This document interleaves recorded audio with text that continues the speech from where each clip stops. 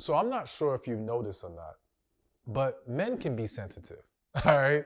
Men can be a little fragile. And more specifically, they can be sensitive towards the woman that they actually care about, that they have deep feelings for, or they're in a relationship with. And what I've seen as a relationship coach time and time again is women not always being mindful of the things they say that really punch that man in the gut, sometimes below the belt. Now, listen, sometimes the woman knows exactly what she's doing and she's trying to punch below the belt, all right? And that can cause all kinds of problems. But if you are not trying to intentionally do that, you do have to be aware of what common things can create a lot of problems in that guy and how he feels towards you and how he starts to act in that relationship. So, one of the most popular things you should never say to a man is, why can't you be more like fill in the blank? All right. So, why can't you be more like my friend such and such? Why can't you be more like this person we see on TV? Or the worst one is, why can't you be more like my ex? Now, I would hope and like to believe that the majority of women will not cross the line of saying, why can't you be more like my ex? But it happens. It does. And the reason why this phrase is such an issue is because men do not want to be compared to anyone. They don't want you throwing in their face how essentially someone else is better than them at this. Now, this is not to say you aren't free to constructively criticize a man. I think you should. I think that in relationships, we have to create environments where we can give constructive criticism to each other and we can be open and honest about our concerns, what we see as shortcomings, and encourage each other to be better. But consider if he ever said to you, why can't you be more like her? Right? You would have a fit. There's no way you would be okay with that. And again, the issue would not be what specifically needs to be improved upon, but it would be, why does he have to compare you and how that can make you feel inadequate. Not only can it make someone feel inadequate, but it can cause the man to start to question, well, does she have more feelings for this person? Does she want this type of person more? And this becomes a bigger problem when that other person you're comparing them to is nothing like them, all right? So what's kind of hitting my spirit that I think will resonate with a lot of you ladies is there's been a lot of scenarios where a woman's with a man and he's liking pictures on Instagram, okay, or whatever social media site. And the women that he's liking, the way that they look physically is nothing like the way that she looks. And because of this, the issue is going way beyond the fact that he's just liking other women's pictures. Not saying that's not an issue, but that's not even what's really hurting her or bothering her. It's, if you're liking these women who look nothing like me, then how am I supposed to believe you truly like me? Like, how is that supposed to make me feel when that's a completely different style of woman? And so for that man, it can happen in that way too. I do think that men may feel less bothered from a physical standpoint. Let's say if we flipped it, her liking guys' posts. Not saying a man wouldn't be bothered, but I think it's not as common. But that comparison piece and saying, why can't you be more like this? Essentially, why is your personality more like this? That can really get under his skin. So you want to make sure, again, if you're going to criticize in any fashion, whatever that specific issue is, so maybe he's not affectionate enough, right? So it's, why can't you be as affectionate as this person? Just focus on the affection, not the comparison. Leave the comparisons out. That's when we create more problems than we really want to deal with. And again, you plant seeds of insecurity and you plant seeds of skepticism if the person you're comparing him to is someone who is in your life or accessible to you. You see, it's even though he doesn't want to be compared even to the guy on TV, right? at least the guy on TV is completely out of your reach. so that it doesn't add on the layer of, well, is she gonna go after that guy, or what do they have going on? But if you're comparing him to a friend, someone that you used to date, anything like that, then yeah, that can create so many more problems. All right, so now the second thing you should never say to a man is, you're not that strong. So listen, again, do not get me wrong. Sometimes he really isn't that strong, and whatever he's attempting to do in that moment is beyond his strength limit, all right? I think we can acknowledge that that's gonna happen sometimes. And I do think that if it's a ridiculously difficult action for him to take, so it's almost like if he said, yeah, I'm gonna lift this car, and you said, you ain't that strong. No one's gonna take that really offensively, right? But let's say he's like, oh, let me lift this big box, or let me lift this TV. Oh, you're not that strong for that. Like, dang, you're basically saying I'm weak, all right? And no man wants to be viewed as weak by his partner, even if he's lacking in physique and strength and muscles, all that stuff. And he may be aware of that to a certain extent. For you to just kind of undercut him and belittle him in that moment, it can be a problem. Now, let me throw out there are gonna be some guys who aren't sensitive, who may take it more as a joke depending on how you deliver the comment. And you may have that kind of rapport with him that these little things don't really matter. But I do think you have to be careful, and you do have to make sure that is an established banter that you both have, so to speak, all right? But until you understand that he'll take it in a lighthearted way, and until you make sure you know how to deliver it in a more lighthearted way, you want to avoid that. And again, when it comes to things that he's trying to do that might be beyond what he can actually do, all right? It's almost like you can suggest alternatives to, well, you sure you want to lift that by yourself? Maybe you should get somebody else so it's not too much. You see how that comes off way differently than you're not that strong? Like, just don't hit him in the gut, say, yeah, you're weak.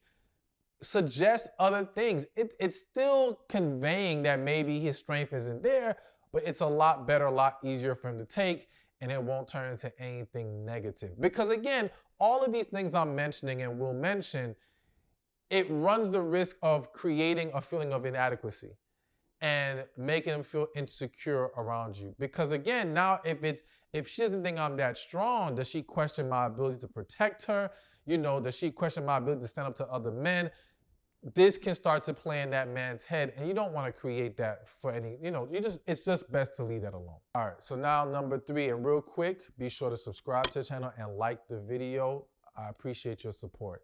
So the third thing you should never tell a man is, it's just a game.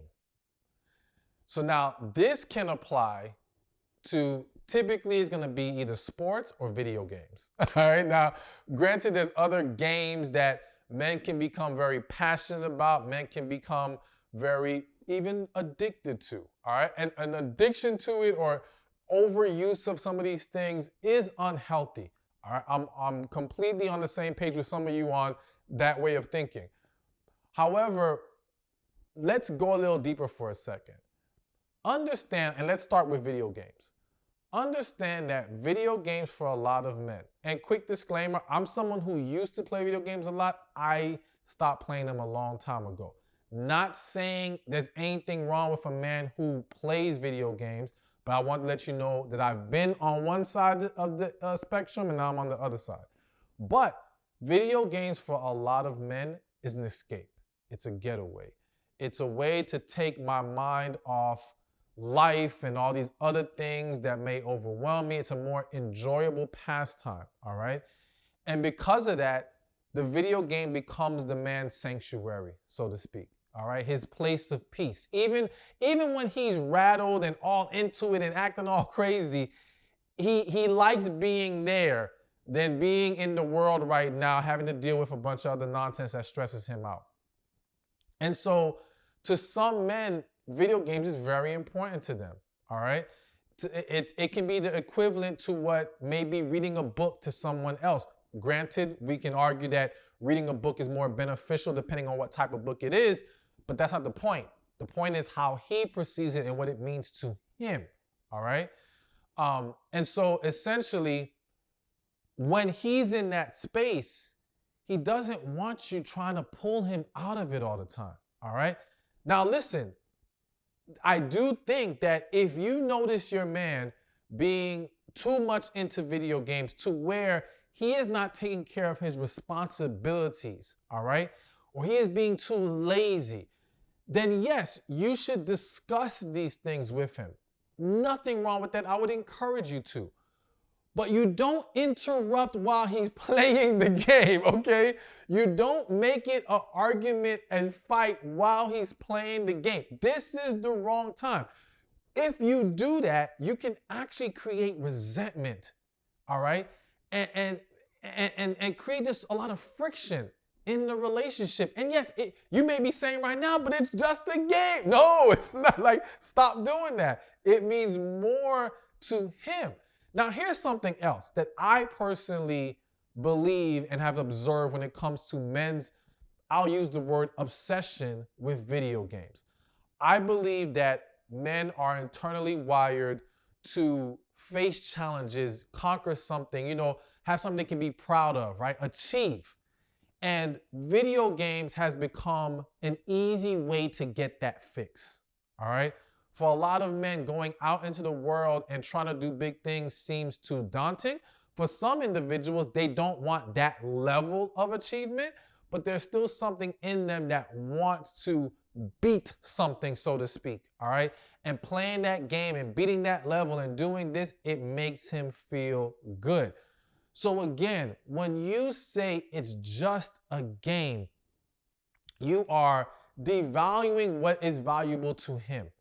You are, in a way, making him feel like he should feel guilty for wanting this, playing this, and indulging in this in any kind of way. And again, there is a line that he should not be crossing as far as where it becomes unhealthy. But I do believe that if it's important to him, there has to be an understanding and a willingness to strike a balance there. So take back the it's just a game. No, it's more than a game. It's all those things I mentioned. And yes, this can also play into sports, whether he's playing it or rooting for his team. Now, again, I'm going to put out there real quick. I'm someone who used to be, I played a lot of sports growing up, love sports to this day. And once upon a time, I used to be more emotionally attached to sports. And then I kind of had a shift in my thinking, like, listen, this ain't gonna do anything to improve my life. I still enjoy sports, but that emotional attachment that I had before is not nowhere near as strong or even there at all. So again, this is something that I understand both sides of this. I do think that men and people in general have to be very careful with how emotionally invested they get to where they'll let this game ruin their day. But I understand that, again, to them, it's not just a game. And to them, it is kind of the extension of the video game, just a version that they don't play.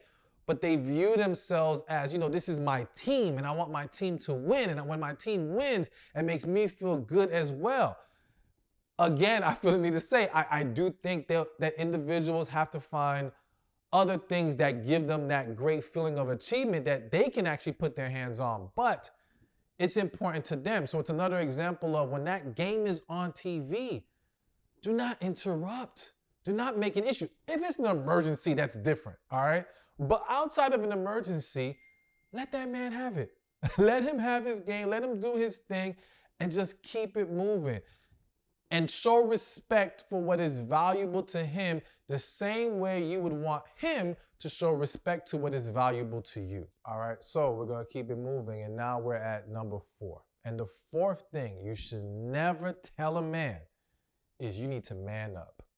Now, what I originally had on my list, and I will still include it as like a sub-phrase to this fourth point, is you're acting like a little, you can fill in the blank, B and it ends with an H, okay?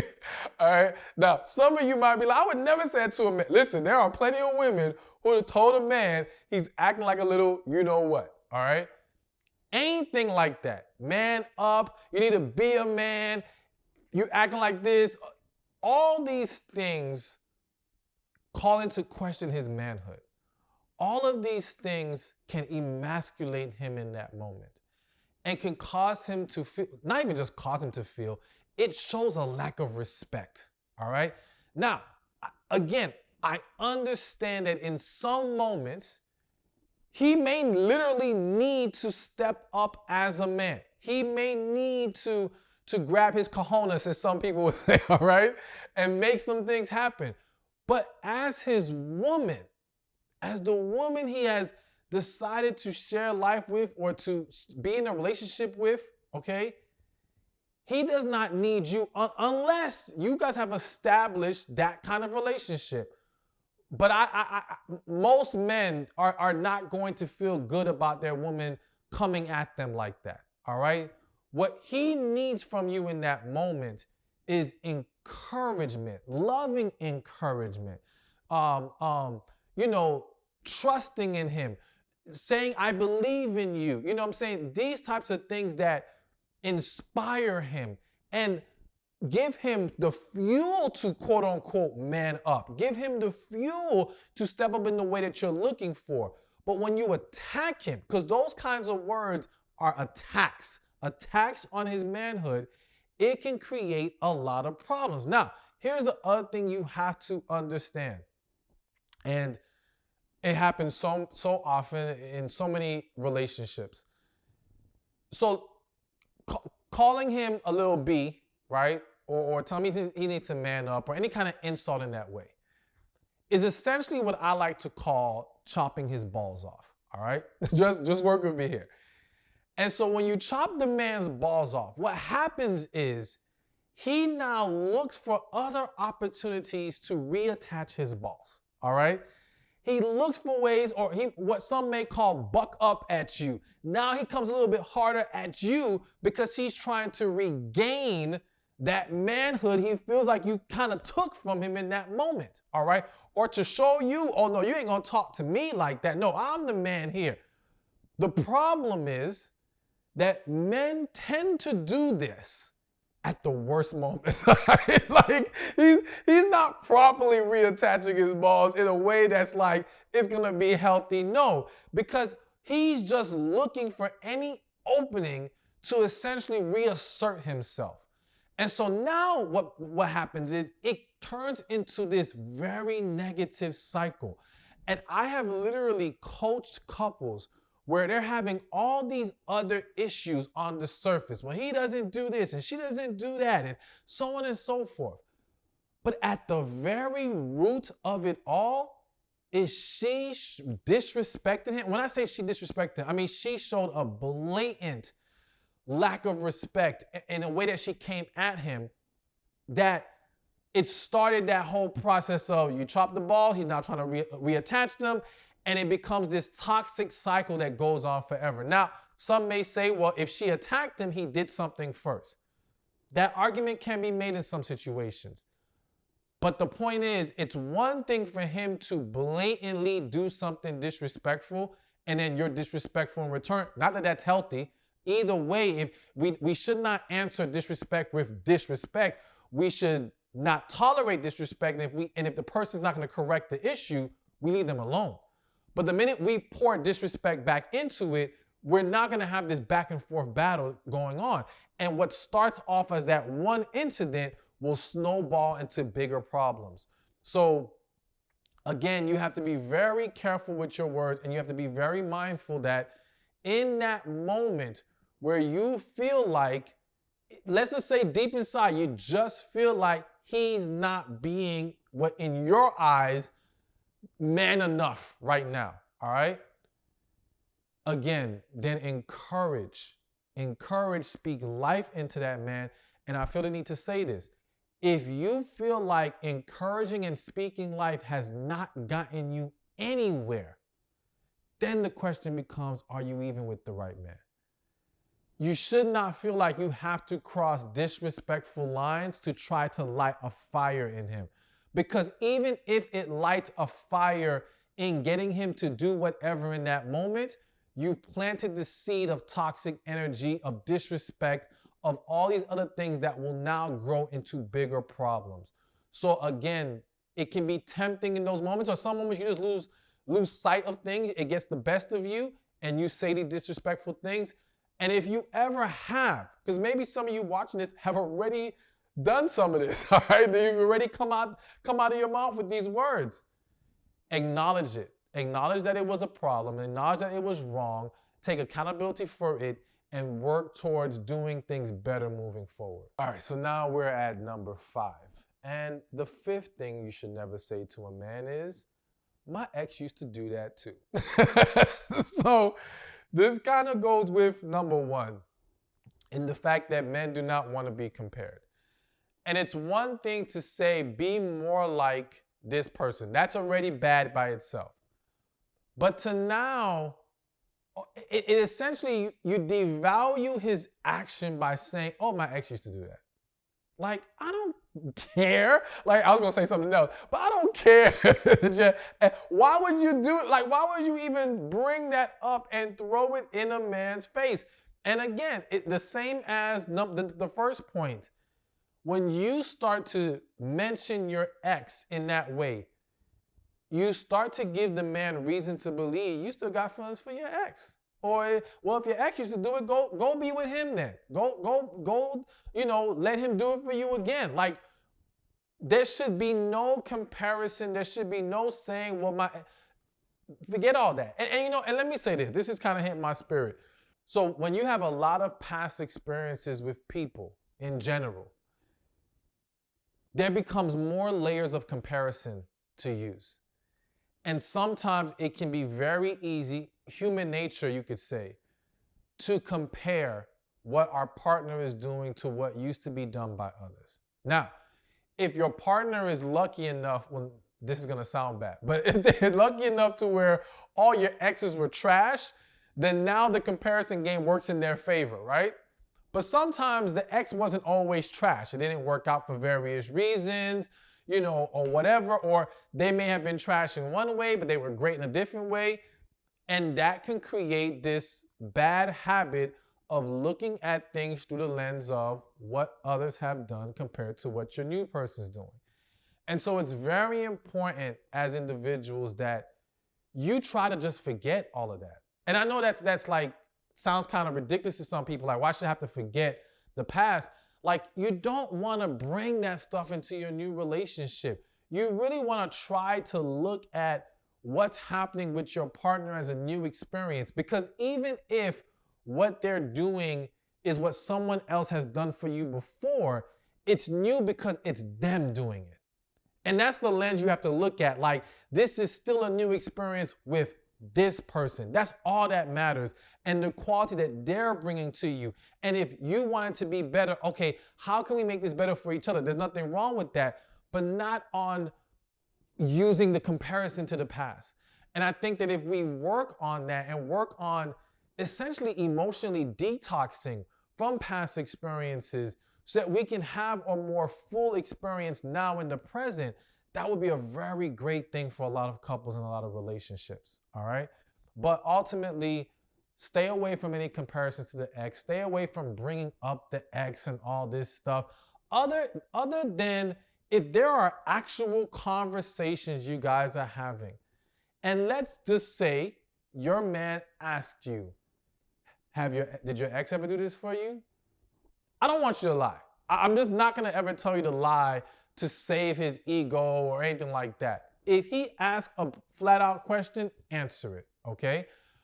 I will say that I think it would be good that even if you say, yes, my ex did it, but I love how you do it. You know what I'm saying? Like, you bring it back to them. You bring it back to acknowledging what's in front of you and showing a focus and appreciation for that. But don't lie when they ask you questions. But other than that, leave the ex in the past. Focus on your current relationship. All right, so now before we get to number 6, be sure to get your copy of the book, How to Get a Man to Cherish You. Do not get triggered by the title. I always have to say that, all right? Trust me, when you read the book, you will fully understand, and women are loving it and finding it very helpful. I had one recent review where the woman said, man, her man is so much more attentive now. Their relationship has gotten so much better. Trust me, I'm all about healthy advice. These aren't tips and tricks. This is going to be healthy, real things to implement that you're going to see results from. So get your copy today. Click the link in the description or in the comment section, or go to becherishedbyhim.com. So now, number 6, and that is the question, the statement. Am I fat? Or do I look too fat? Or do I look fat in this dress? Anything with the word fat, gained weight, any of that, do not ask your man or bring it up. And here's why. One, it's a trap, all right? Like, this man has no way of navigating this situation unscathed unless, now, let me always throw this out there. As I said it multiple times in this video, if you guys have built that rapport and you can honestly say you have reached a place where you can take the constructive criticism and the honesty from your man without making it an issue, without holding it against him or any of that. And I think you should strive for that. And I applaud the woman who can. But be real with yourself and be understanding of the position you're putting your man in at that moment, all right? If you know anything other than you look fine, baby, is gonna be an acceptable answer, then don't do it. And let's look at the possible scenarios here. If he says, you're fine, are you gonna still question, oh no, you're not being honest?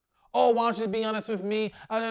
Only for him to then, if he says it, you now be like, oh, so now you're looking at me fat? Or you starting to feel insecure in the relationship because you feel like he's looking at you differently, all right? Let's also consider, he does say, like I said, he does say, oh yeah, you have gained a little weight there. Are you gonna be able to handle that? Are you gonna be able to take that and accept it for what it is and also understand you asked for that honesty? Because if not, why are we playing this game? Or why are we even dabbling in this conversation, all right? If you have concerns of your man feeling like you've gained too much weight, I do think that it needs to be established early on how to talk about this in a way that you can handle it and you're gonna be okay, all right? Or you know, what better ways you would like for him to approach it, all right? And so also, this is just something that's kind of coming to me right now, because I know that sometimes, and this is kind of going off the path a little bit. I know a lot of times the issue with the woman gaining weight and how the man now views her. A lot of that sometimes stems from, well, he's not showing desire as much anymore, all right? He's not coming at you the same way, or maybe he's not trying to initiate sex like he used to. And for some women, in attempting to try to understand what's going on, they might ask the whole, do you think I've gotten fat question, all right? And I think that here's a good rule of thumb. If you can't handle the conversation being, completely honest, if you feel like things are deviating in your relationship in the realm of intimacy and all these different things, then ask yourself, how far have I gone or deviated from where I was physically when things were great? All right? So what I mean by that is, all right, let's just say, for example, when things were amazing between you two in all these different ways, and he was showing that desire, you were 20 pounds lighter, all right? And now you've gained 20 pounds, life hits, things happen, whatever the case may be, and now you've noticed the change, all right? I think that, again, if your focus is on trying to solve the issue, then just focus on trying to get as close back to that 20 pounds lighter as you can. And I say that to say this, and some of you may be a little bit bothered by that, but understand where I'm coming from here.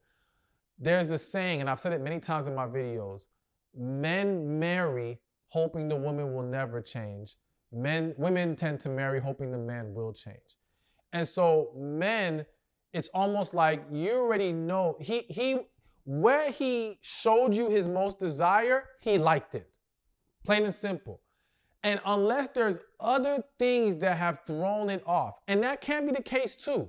But if we're trying to do a process of elimination to figure out what could be the problem, we can say, okay, well, let me get a little bit better in shape right now. And that still doesn't fix the problem. Then maybe we now know there's some other things. Or you can go in reverse. You can look at it as, okay, what may have transpired since our better days? You know, maybe there's some things I'm not doing as a woman that I used to do. The point that I'm trying to get at here, because it's not all about the weight, is getting back to what the environment and the actions were when things were great. That's a great rule of thumb. And it's one that I give to men as well. It's like, you want to get back to the good times, get back to everything else that was happening during those good times as best as you possibly can. All right. And again, that's if you cannot handle the conversation of weight, but you are trying to find ways to figure this out or solve the problem. But at the end of the day, and I hope you understand where I'm coming from, because I don't want anyone to be offended or bothered, because you know I tell you these things with love and with what I've seen in so many couples, and I've seen work for so many couples.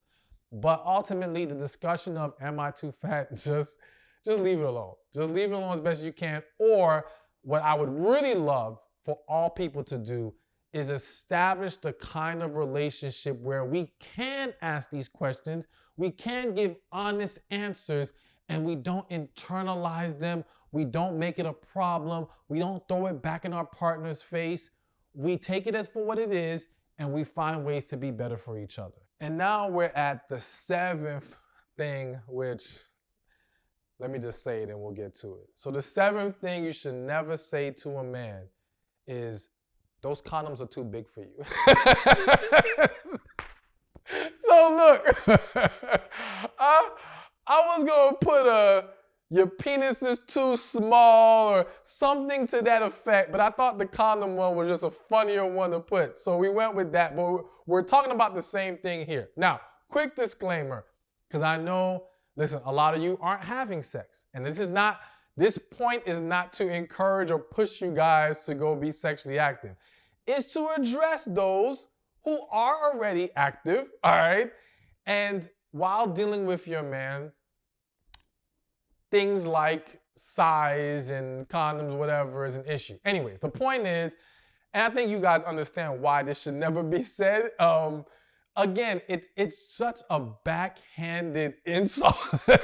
Like, I mean, sometimes I wonder if just saying your penis is small would be better than saying the condoms are too big for you. I don't know. They're both bad. Say neither.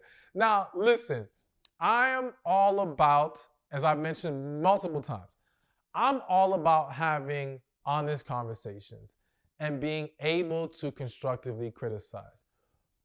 However, if there's one area that I think constructive criticism doesn't really have a place, it's a man's penis. And here's the reason why, okay? Because he can't do much about it. At the end of the day, wherever he is where he is. Now, I do think, and I'll probably have to make a video for this, maybe on the men's channel. By the way, I have a men's channel. You guys should check it out, Stephan Speaks for Men. But, and I'll actually add that link below as well. I do think that some men may not, I do a lot of research on physical health and all these things, and I do think that a lot of men are not taking care of their body in a way that maximizes their full potential in all areas, including down there.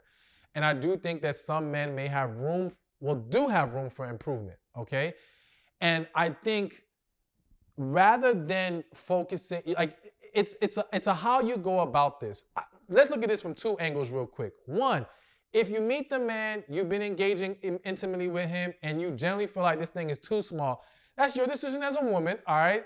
And if you don't want to deal with it, I'm not here to tell you whether you should or you shouldn't. That's your choice, all right? I would much rather you just walk away than to say that to him to make him feel bad. It's almost like now you're going to walk away and scar him at the same time if you say it, all right? I don't think it's necessary to say it because what may be small to you may be decent to another woman. So there's no reason to put that in his head because it doesn't meet your standards, right? But let's just say this is a man that you want to be with. You're not going to leave because of this issue, okay? And let me also say this real quick, because sometimes I've heard of situations where women in certain moments will try to say it like it's a joke, but you ain't joking. You trying to hit them below the belt, no pun intended, right? You're trying to make them feel some kind of way. Don't do that. Don't talk about the man's package like that, no. But if you're gonna be with him and you wanna make it work, there's nothing wrong with, if you focus on the health, encouraging him to get healthier, he can see improvement there. And again, I do think that if you want to be able to have that kind of conversation, which I think couples should be able to, then it has to be a two-way street where we can both constructively criticize in a way that says how we can make this better. Not in a, this is bad, but okay, let's find ways to improve. And here's some things we can take, or here's some things you can start doing to improve, but being open to how you can improve as well, all right? So, but again, just be careful because men are sensitive when it comes to their penis and they're sensitive to a lot of different things. And so I'll just say this, it's not what you say, it's how you say it.